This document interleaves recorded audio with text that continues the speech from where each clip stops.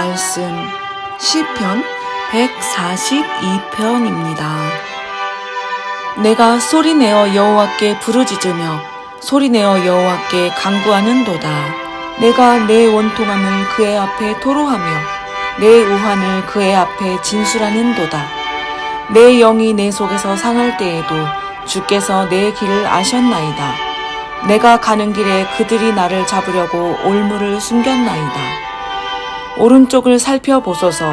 나를 아는 이도 없고 나의 피난처도 없고 내 영혼을 돌보는 이도 없나이다.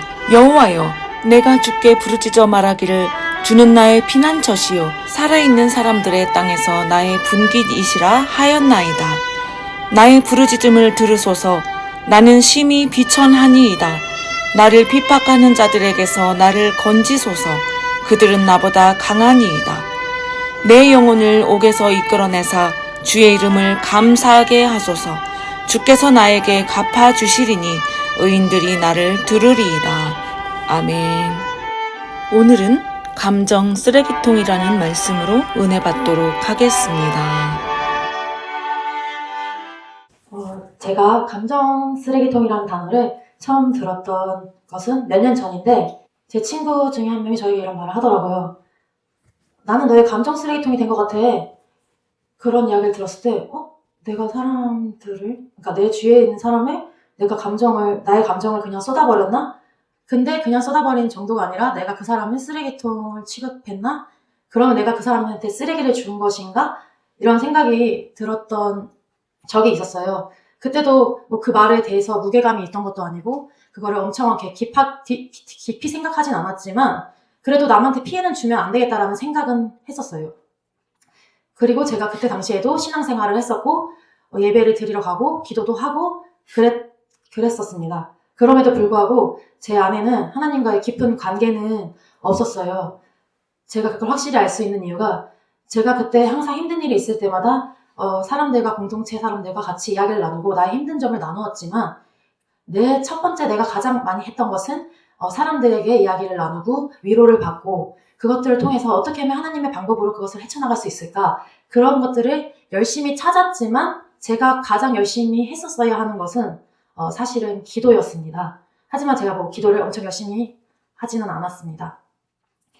그러던 가운데 모든 사람에게 하나님께서 순종할 수 있는 그런 기회를 주시고 뭔가 작은 것들이든지 큰 것이든지 나의 돈이든지 나의 헌신이든지 나의 노력이든지 시간이든지 모든 것을 하나님이 각자에 맞게 주님께 드리기를 원하시는데 그 당시에 제가 이제 여기서 자세하게 말할 수 없지만 어떤 분한테 제가 뭔가를 이렇게 해드려야 되는 상황이 됐었어요.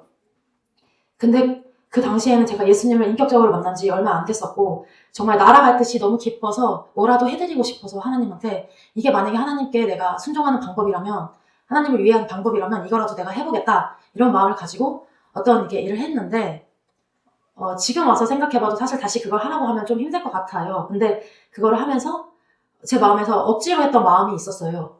그 억지로 했던 마음이 있었을 때 주님께 그것들을 힘들다고 토로하고 기도하고 그 주님 안에서 그걸 방법을 찾았으면 더 좋았겠지만 제가 그것을 순종했고 안 했고의 중요한 문제가 아니라 그것을 했는데 이미 다 끝난 일인데 그 마음 안에 계속 그게 남아있는 거야. 내가 이렇게까지 했는데 내가 하나님 앞에 이렇게까지 마음을 내어드렸는데 계속 그게 마음에 안에 남아서 근데 아무한테도 말하지는 못했었거든요. 그 당시에는. 그런데 이제 시간이 지나고 나서도 계속 그게 마음에 쌓여 있으니까 이제 제가 그거를 한두 사람한테 조금씩 이야기를 풀었던 것 같아요.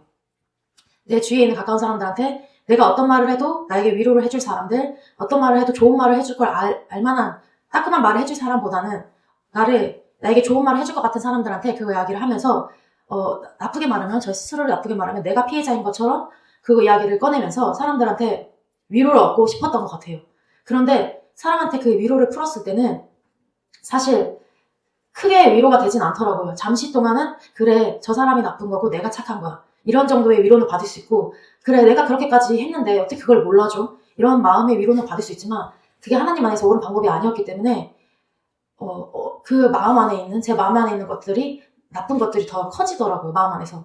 이게 괜찮아져야 되는데 사람한테 털어놨을 때 더 나빠지는 거예요. 그것들이 더 죄의 길로 가는 상황을 만들었습니다.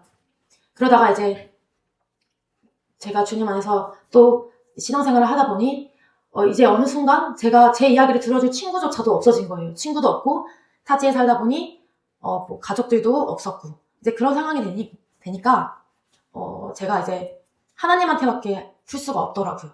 그래서 안 되겠다. 내가 이제 말씀을 붙들고 기도를 해봐야겠다라는 생각을 가지고 그냥 정말로 이제 내가 어떻게 할 수가 없다는 생각 안에서 이제 주님께 기도를 했던 것 같아요.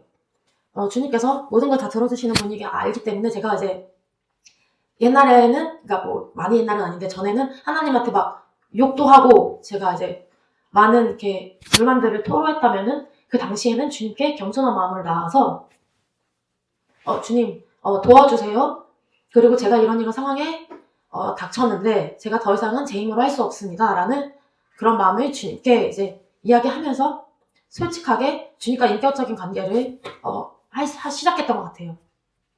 그래서 작은 거 하나라도 힘든 일이 있으면 주님께 먼저 기도를 해야 하는 게 맞구나라는 거를 조금씩 알게 되니까 어느 순간부터는 사람한테 이야기를 하는 것보다는 하나님한테 기도하는 것이 저에게 더 이득이라는 거를 머리로라마도 알게 됐던 것 같아요.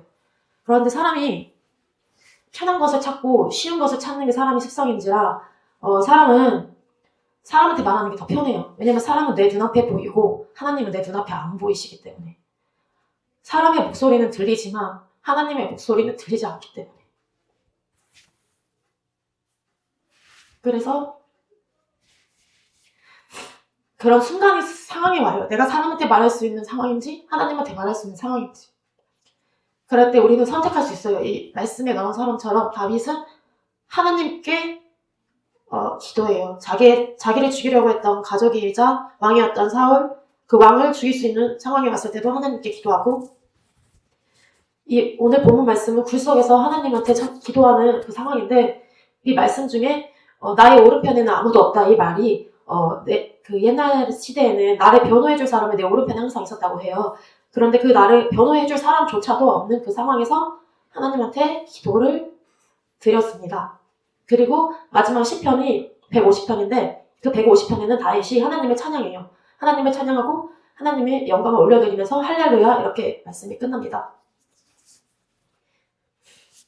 제가 드리고 싶었던 말씀은 유튜브 이런 데 검색을 해봐도 그 감정 쓰레기통이라는 단어를 검색해봤을 때 사람들이 그것 때문에 엄청 많은 고통을 받아요.